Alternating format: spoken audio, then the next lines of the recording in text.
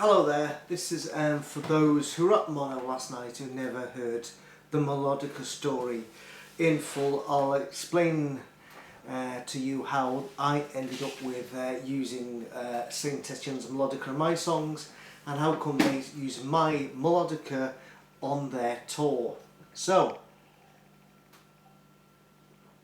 I met a guy through the Jehovah's Witnesses called Tim, got me into Joy Division. Then of course Joy Division were no more. Then it was New Order. First gig we ever went to see New Order at was in January 1981 at Mr Pickwick's in Glasgow. And the very first time I ever saw this, a Melodica. During the set, and no songs had been released by anyone, no John Peel session, Ceremony and In a Lonely Place hadn't been released yet. It was the end section, I believe, for In a Lonely Place, and then next thing is Bernard started playing this, and that was the very first time I'd seen a Melodica in my life. Then after that Tim said, right, we shall be a band, I'm a guitarist and you need to be the bass player. And that's what I became.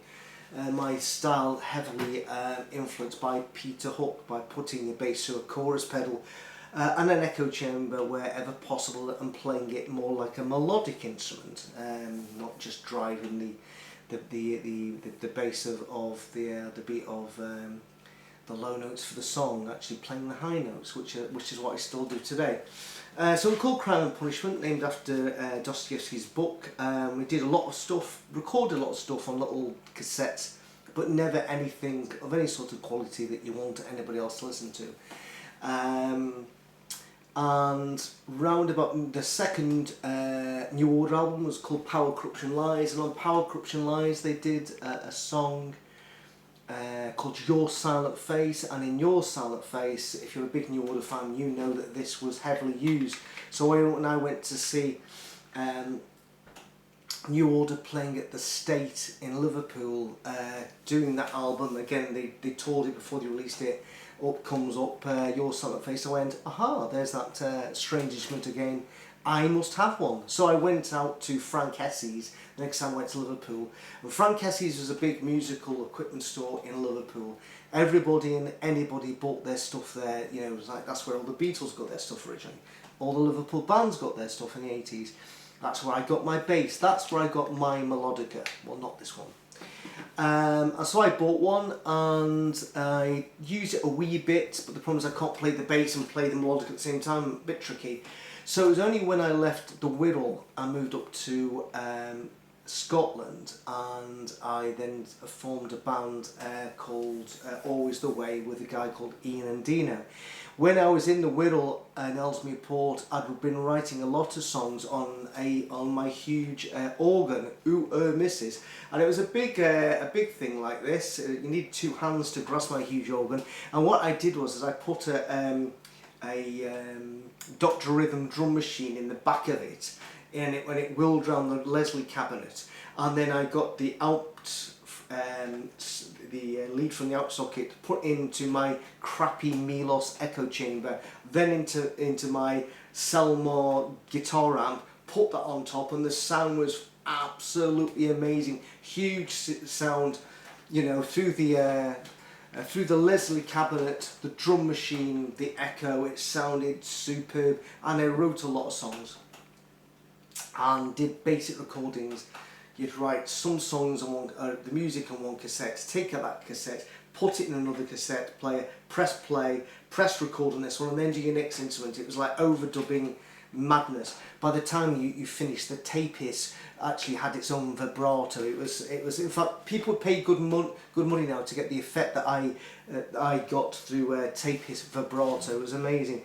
And then when I moved up to the Wirral, unfortunately there was no space for my huge organ, because I was living in a little guest room with Dino the drummer, separate beds, but there wasn't any room for my huge organ. So when I started to then record with him, and now I was writing more songs on bass and guitar, I was missing that sort of the ethereal sound of a keyboardy thing through the Milos echo chamber and the chorus pedal. And then I went, aha, let's use the melodica, because I had used it a wee bit, and this came to the rescue.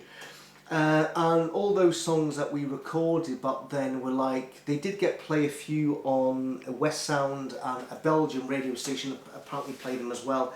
But that was it, no hitting the big time there. If you do want to listen to any songs that we recorded using our melodica, finally after 40 odd years, they're actually now on Spotify, iTunes, YouTube, and what's the other one?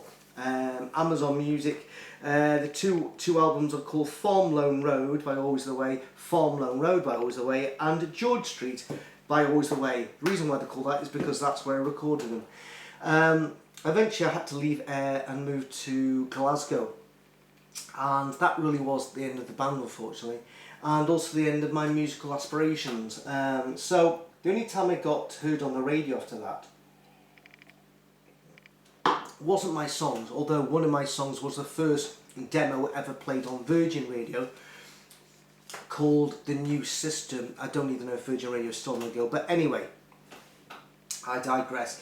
So the only time I did get heard on the radio, Radio 1 frequently in Glasgow, because I used to ring up all the bloody time. So back in those days, you had they had lots of you know, ringing up for this and dedications and sending in faxes. Remember fax machines? And I used to do it frequently. So anybody my age, if you used to listen to Radio 1 a lot, you will probably, if you remember, ever heard a guy or getting a mention, Tellboy from Elvis's kebab shop, that indeed was me. So anyway, listening to Radio 1 in around about 1993, a band called Saint Etienne released this wonderful song called I Was Born on Christmas Day, and it's such a shame that when it comes to all the Christmas hits getting played, I Was Born on Christmas Day never gets a sniff, and yet it's a fantastic Christmas song. I loved it. Not only did I love it because it features the guest vocalist of Tim Burgess out of out of the band, oh, what they call now, I can't remember. Anyway, I went to see them at King Tut's. I really loved the first album, and I bought the second one, and then I went off them a wee bit, and I'll probably go and see them now. So anyway, that band, Begins with a C, I forgot what it's called, and not only was he the guest vocalist, but also I really loved the fact that through all the song, the dominant instrument was a melodica, and it sounded amazing.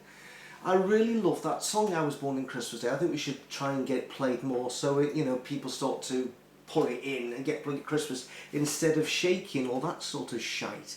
And it was the first time I'd heard the melodica extensively since I think Pete Wiley Warheat's Come Back. It's used in that song a lot, and I thought it was a great song. And then I was listening to Radio 1 instead of phoning in, trying to be on it for a change, and I don't know which DJ it was, and just said, the band Saint Etienne needs somebody's help. They're about to go on tour and tour this album called Tiger Bay, that album, but unfortunately somebody has nicked their melodica, which plays a key role in especially one of the tracks, which is a track on this called, a very odd one, called The Cool Kids of Death. Has anybody got a spare melodica that they could lend the band to do this tour? And I thought, well, I'm not doing anything musically wise. Yes, they can have my melodica. So I sent my melodica to I think I phoned up the station, and they said you needed to send it to the manager called Martin at Heavenly Records, the label they're on. So I sent it away, and then Julie got a letter back from Heavenly, from Martin, the manager, who subsequently became Sarah's husband. And that's it there. So basically it just says, hi Tel, thanks for the blah blah blah blah blah. Got you up on the guest list for you and your wife. Are you coming to Glasgow on the 14th of March 1994? As it was, I lived in Glasgow at the time, so for me to go there was no big deal, and I wasn't drinking either, so drove in, introduced myself to the band backstage beforehand. Did the gig, really enjoyed it, but disappointed never did I Was Born on Christmas Day, but never mind. I think Cool Kids of Death started off the set. I think the first melodica sound was sampled, and then Debsy played my melodica during the rest of the song. Went back afterwards and met everybody again, met Martin, had long chats with Martin actually. I was really impressed that the tour manager for Saint Etienne was a lassie who used to be Peter Hook's girlfriend. I thought that was so cool. And met everybody backstage. There's a couple of pictures. I've got some more that have gone missing. Anyway, that's one there. That's one of the pictures. That's when Saint Etienne were playing on stage. That's Sarah and Debsy there. There again. Me and Sarah there. I think Martin took that picture. And me and Sarah again. I think the guy here, I think he was actually, he may have been, I'm sure I've seen him appearing as a keyboard player for Saint Etienne. I don't think Bob Stanley was there for the Mayfair gig. I don't remember being there at all. I did take a picture of Pete, which I don't have. I've got it on a film cell somewhere. What really surprised me, because I bought this before I went and saw them, is that, and when you do see the album, obviously the band have managed to incorporate their faces on these drawings. So I don't know if they're famous drawings, but yeah, that's well done, lads and lasses. And every time you start off with that Saint, and I think this goes all the way through their stuff. You start off with Saint Etienne album, and you think, all right, you go, okay, that's the sort of genre. And then the next song they do completely change it. Oh, it's not that. Maybe it's that. Then there's another one. They're literally genre. You can't define them by any genre. They just like do what they like.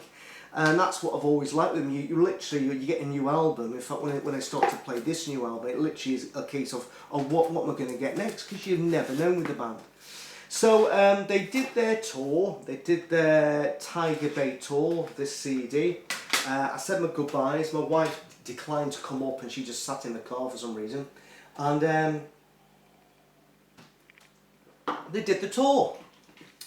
Needless to say, my Melodica never came back. So cracking on to 1998, I didn't need it, to be fair. I wasn't doing my own stuff at the time. So cracking on to 1998, and Saint Etienne are coming back to the Mayfair. It's called the Glasgow Garage. And up on stage, Debsy isn't there this time, but there's a keyboard player playing my Melodica. I went, there it is. They're still using it. And so after the gig, I went up to the stage, I chapped the door, and the same guy opened the door and says, oh, by the way, you're playing my Melodica. And he says, oh, come in. So I went in with my mate Murray. And I got to meet them all again. So when I went this time, I'll put all the rest of the pictures anyway. So there's Sarah. She doesn't smoke anymore. Bob was at this one. There's Bob, Bob's your uncle. And there's Pete. Now the reason why Pete's doing that is because I did show him the pitch. I showed him all the pictures I'd taken at Mayfair 4 years earlier, and there's one picture which must be on a film cell somewhere. I don't know where the photo's gone. And he says, "Oh, I look so old." So that's why he's doing that, because he thought he looked old on the picture. Ironically, he's now got a great big grey beard here as well. It's because it's cracking on for like 31 years since I saw them in Mayfair. And then Martin wasn't there, he was on the phone, and funny enough, I never was able to rekindle the conversation that I had with Martin at the Mayfair 4 years earlier, where I was chatting about Joy Division New Order, and I said to Martin, "Are you drunk, Martin?" He says, "No, Tell, it's just the way I speak." And I don't know his where from, I don't know if it's West Country or whatever, but he's got a very slow way of speaking, and it does sound like he's a bit pissed. And he kept on saying to me, I think his last words was, "Tell, never forget the Clash, don't forget your Clash." And I wasn't a big Clash fan. In fact, I'm still not a big Clash fan, so sorry Martin, you didn't persuade me. And I got the band to sign the Good Humour. That was the tour they were doing that year, so they all signed it. To Tell Boy, Love, and in fact, if you put Pete there, he's actually put Old Face above his picture. I'll have to find this picture. Maybe he does look old, I don't know. Anyway, if you compare what it looks like now, it's young face. Anyway, so so by that time I had my Melodica back. I think because I'd raised the question that I never did get my Melodica back, then surprise, surprise, in the post appears this. And I went, oh great, my Melodica's back. And then I looked at the back and went, no, this isn't my Melodica. My Melodica had something plastic here. And this hasn't got any. So this is Saint Etienne's Melodica. And they still have got mine. However, I've seen footage of them playing at Glastonbury, and they still do use a Melodica, but it's not this type of model. So I don't know what happened to that version, which was mine. So they managed to lose two of them. But anyhow, this is still theirs. So as it was, as it was, I sold a lot of rare Joy Division stuff I had. I used to own Ian Curtis's kitchen table of all things. Yeah, you need to Google that one. And I wanted to then buy a Porter studio, which I could never afford back in the 80s, to actually complete my vision of how I wanted my songs to be. And I bought a Tascam 32 track one. And I started writing again and using a keyboard, writing most of the songs on keyboard. And then you write the songs, and of course I wanted to highlight the Melodica again.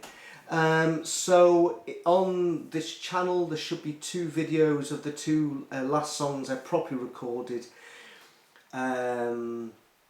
I Don't Believe in Kingdom Halls and Criffle, and you'll hear, especially through I Don't Believe in Kingdom Halls, the Melodica and the end section of Criffle you hear coming in. It is an instrument, especially when you put it through a proper digital delay, not a Milos echo chamber. It sounds absolutely fantastic. So I'm still using it. I'm still going to be using Saint Etienne's Melodica on my songs. I've got November, January, February, March off to start re-recording more songs, new songs, and I've also recently bought a Roland SPD SX Pro sampler drum, because I had to sell my drums when I moved to this smaller place, and now I can start playing, have more better drum effects than just a bog standard drum machine playing out my Yamaha keyboard. So back to Saint Etienne. So I heard that I hadn't kept in contact with them. I did buy the Sound of Water album from HMV in Glasgow. In fact, that's gone. Virgin's gone. Tower Records all gone from Glasgow now. The only CD shop there is called Missing, which hasn't gone missing. Or is it FOP? No, FOP's still there. I'm confused. So that's gone. So the next thing is, I heard the announcement that they're playing mono, but not playing mono, but they were doing it a wee chat because they were releasing this album here, International, which I've yet to play because I only got it last night. And I just thought, well, this would be lovely. If this is the last album, it'd be nice to meet up with them. See if you remember me, and tell them I've still got their Melodica. They did the Q&A, and I don't live anywhere near Glasgow. I live an hour and 3/4 away. So it was a bit of a trek for me to go up there and to come back, to be fair, but I thought it was worth it. So the guy said, any questions? I put up my hand and retold the story about the Melodica. I says, can I take you back to 1994? Do you remember Bob's going like this? No, I don't think Bob was at the Mayfair one on that tour anyway. And when I said about the Melodica, straight away Sarah went, oh my God, I remember you. And then she even tweaked on the fact that I was sent back a Melodica, but it wasn't mine. And afterwards I went up and said hello to them all. I gave Sarah the doubles of these pictures. I've got a few doubles. These are the ones I don't have doublers on. I gave her all the doublers I had, and I said I'll try and find the original negs, the one that Pete's going on, Old Face, and put them up, because it's just amazing. 1994 is 31 years ago. It's like, where did the time go? So it was nice to meet them up with them, and I said, we'll have to do this again in another 31 years. if we're all still here. And this may not be their last album. I'm sure they're still going to do stuff together, which would be nice. I'm looking forward to playing this and see if they are still a band you can't not put into a pigeonhole where they, just put different songs in the way they want to do it and the way that they've always done it. They've been quite inspirational in that manner. And actually, if you do listen to my songs, I think the songs I produce, either singularly or with the other band members, is very much the same. It's just like, I think it's hard to put my music into any particular genre as well. So, that's the end of the story of how Saint Etienne toured with my Melodica, then subsequently lost it, and how I ended up with their Melodica, but at least this Melodica is still being used, because I think this one, looking at the age of this one, this is probably round about from 1981ish, so Christ almighty, what is that then? 1981, that's 54 years old, is that right? I think it is, or 40, no, 41. Anyway, it's old. I'm not very good at maths. 1981. Anyway, no, 44 years old. 44 years old. We think this is. So I think I don't think they make these anymore. I think they're a collector's piece. So I'm still using it. So for all you Saint Etienne fans, yes, I've still got a bit of Saint Etienne memorabilia here, but it's not going anywhere because I don't think you get these anywhere. And I still want to use it on the songs that I'm probably going to start recording in November, December, January, February. So thanks for listening to everybody. It was a bit long-winded, but I tried to make it as not as deadpan as it could have been. If you'd like to listen to my songs, please be my guest, especially if you want to listen to Criffle and I Don't Believe in Kingdom Halls, which should be on this channel, the Always the Way channel. Anyway, it was lovely to catch up with the members of Saint Etienne last night, and I think they're very a group of people who are very approachable. I've met them now the third time now, and they're just exactly as they were in 1994. So it was lovely to meet them again. And also got a kiss from Sarah, that was nice. Sorry, Martin. If you was there, I would have kissed you as well, Martin. So it's nice to see them. And I did say to Sarah and the other two, that she said when we saw this, he said, Martin's handwriting hasn't changed at all. I actually told them to tell Martin I was asking for him. I was hoping to chat to him and tell him, Martin, you never convinced me to like The Clash. Anyway, that's it. See you later. I hope you enjoyed the wee video, and next one hopefully will be about music, not about chat. Anyway, bye bye.